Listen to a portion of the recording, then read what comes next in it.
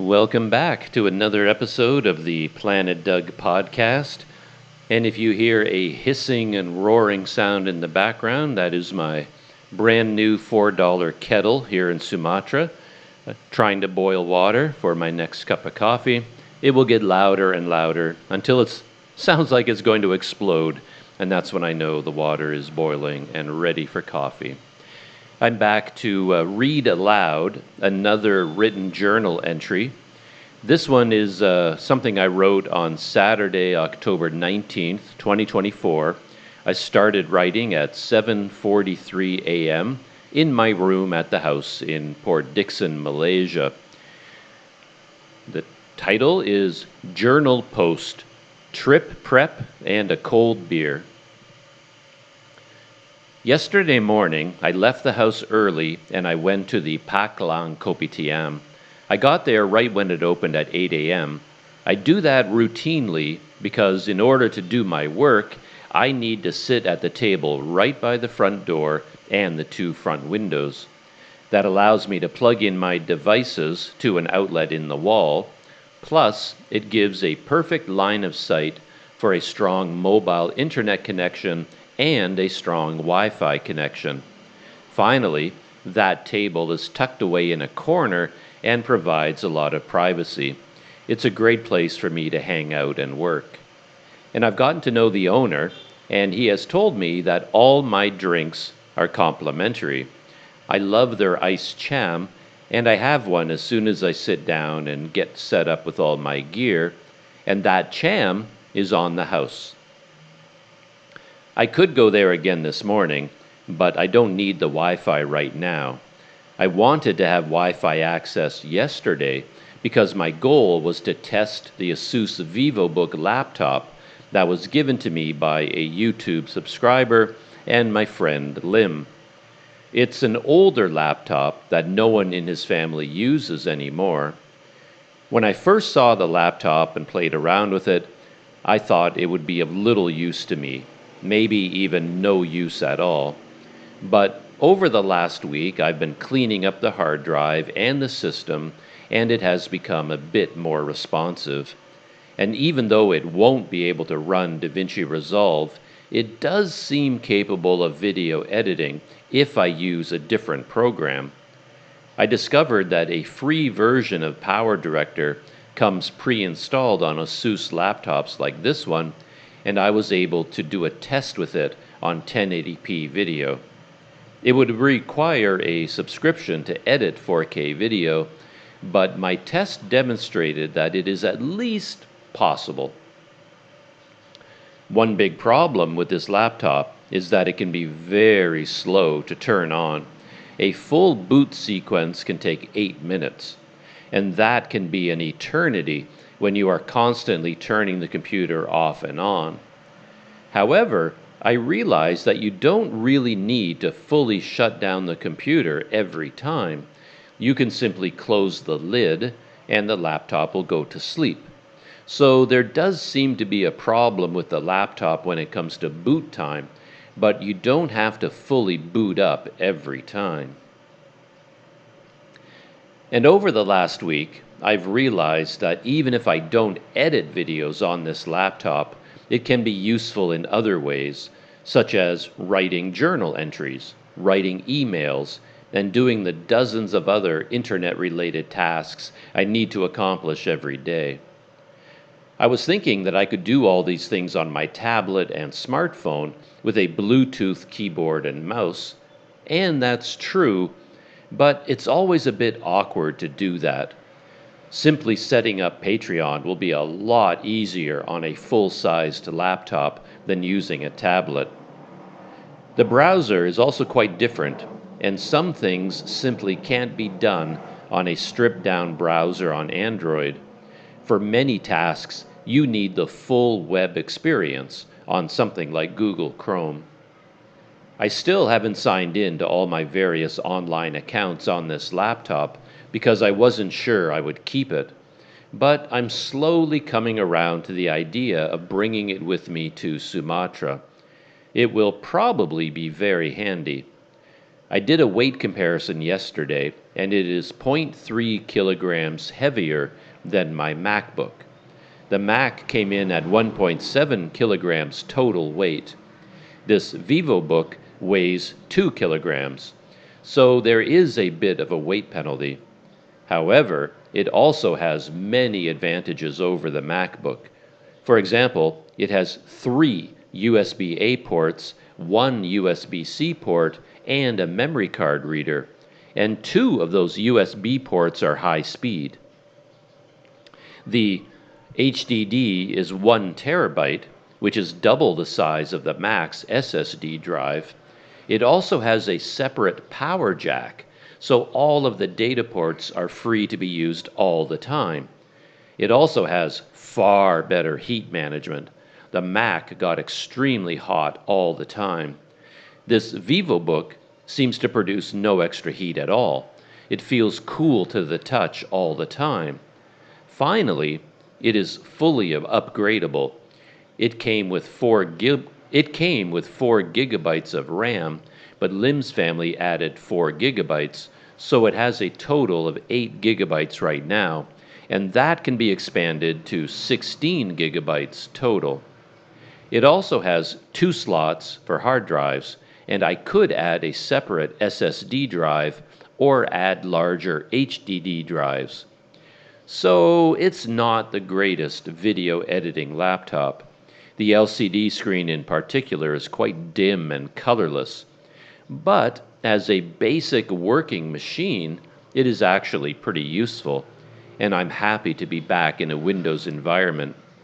Even after years of working with the Mac, being back on Windows feels more natural to me. I had some other adventures yesterday after my time at the Kopitiam.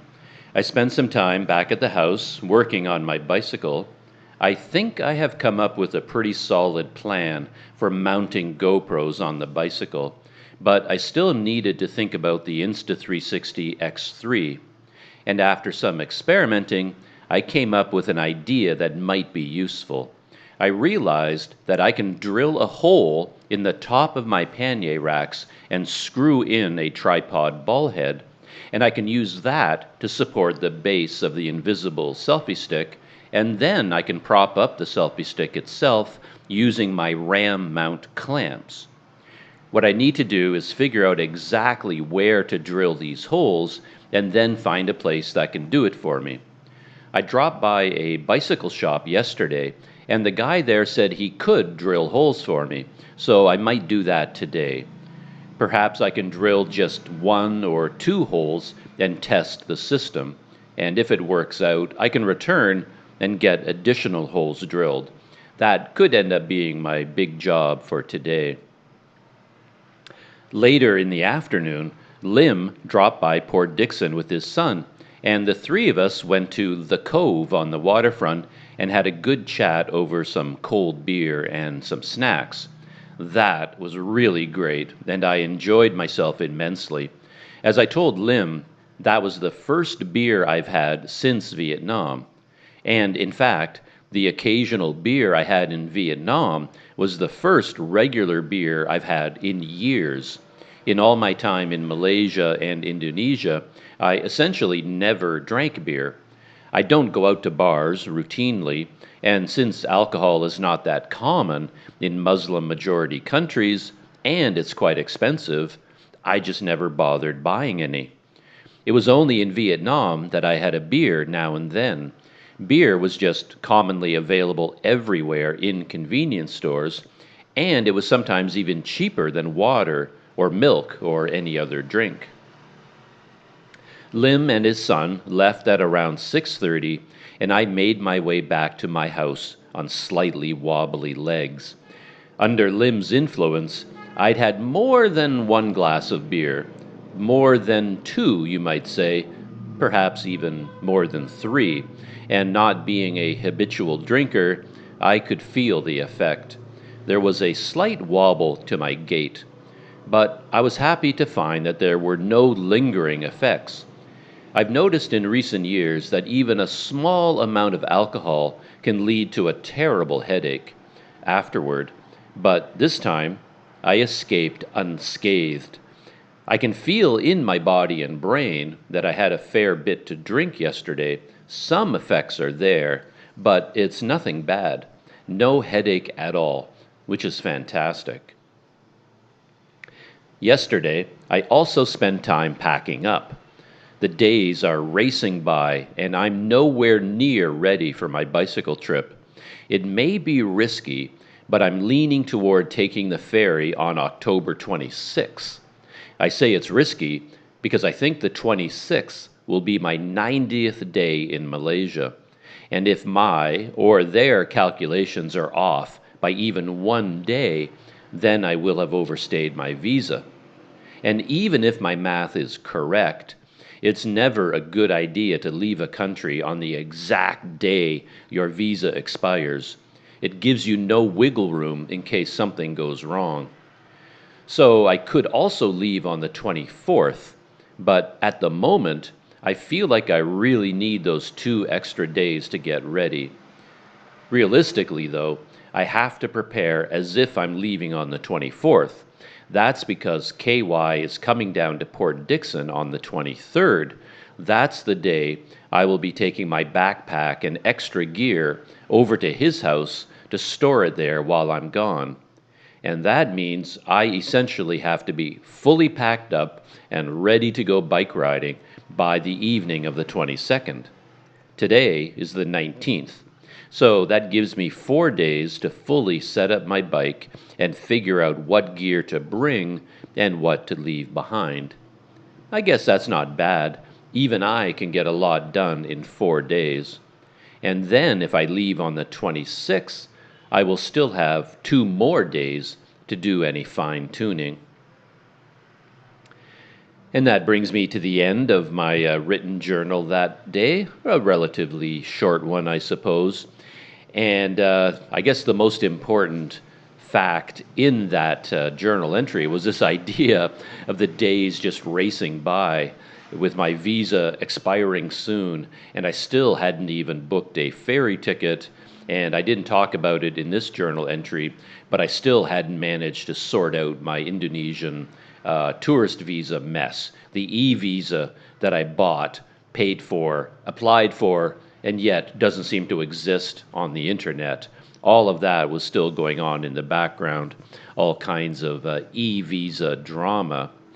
But yeah, in my lifetime, I often find myself staring at a calendar and slowly counting the days, trying to eke out just the maximum number of days out of a tourist visa that I can get.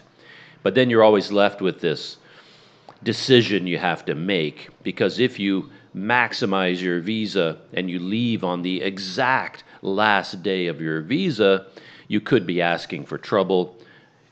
I'm taking a ferry to Sumatra, and it's not out of the question that there will be a storm that day, and we're not talking about an airplane.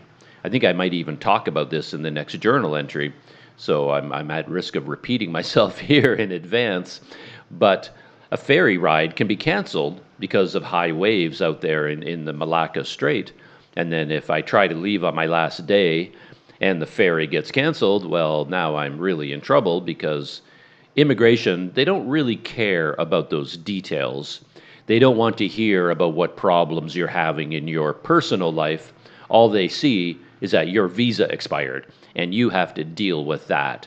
They're not going to look at your passport, check the weather reports and go, oh, I see, there was a storm on the day you tried to leave. Oh, that's okay, sir. We'll just give you a 2-day grace here and stamp you out of the country. No, that does not happen.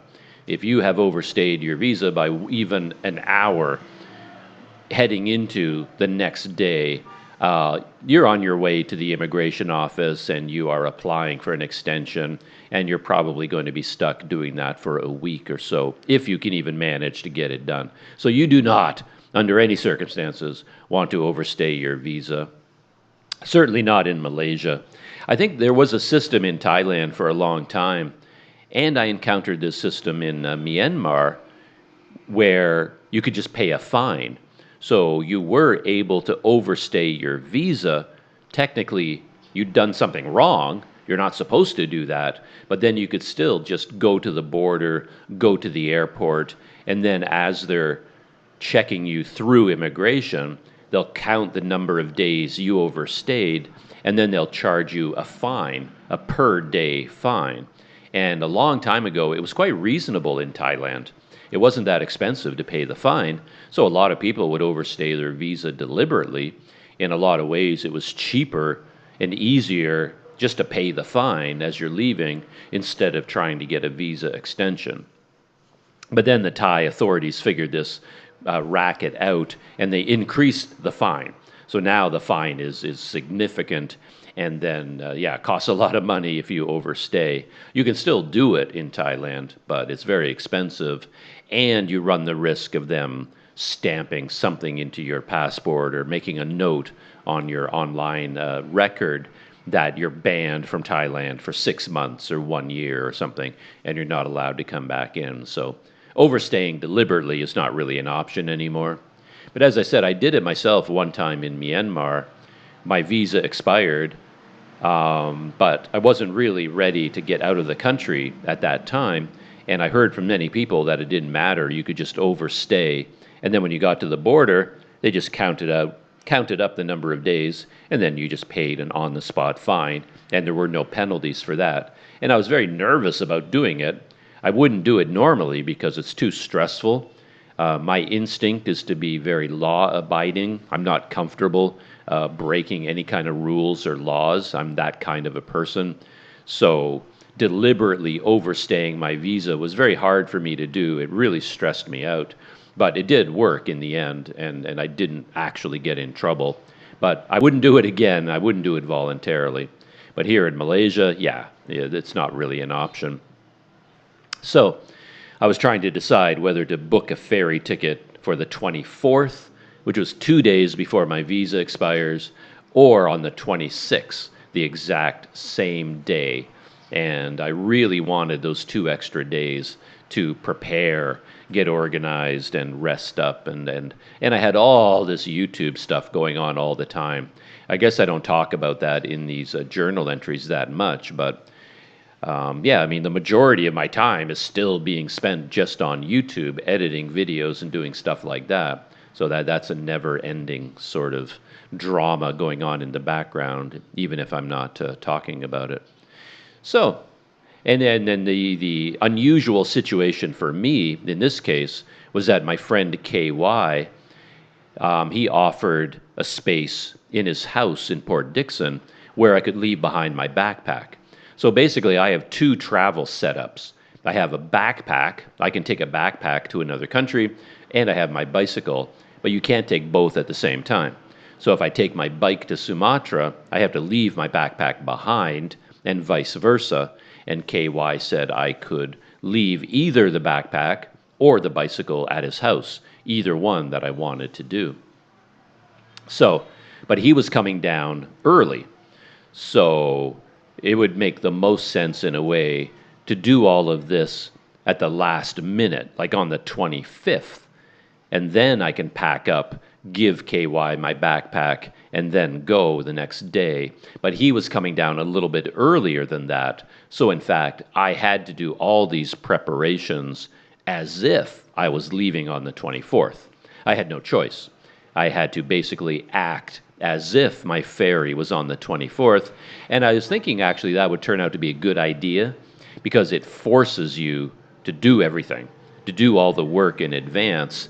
And then I'd be in a situation where I was forced to do a final, complete packing on the 24th. And then I still had, no, it was on the 23rd, right? Yeah, I think he was coming down. He was coming down on the 23rd. I got my dates mixed up there. And then I would be completely ready to go on the 23rd.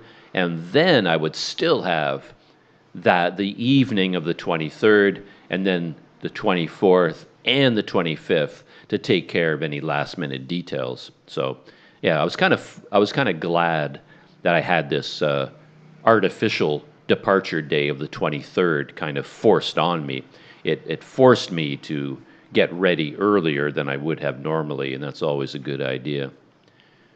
So that is it for that journal entry. Thank you for hanging out with me, and I hope you enjoyed a couple of my little stories there.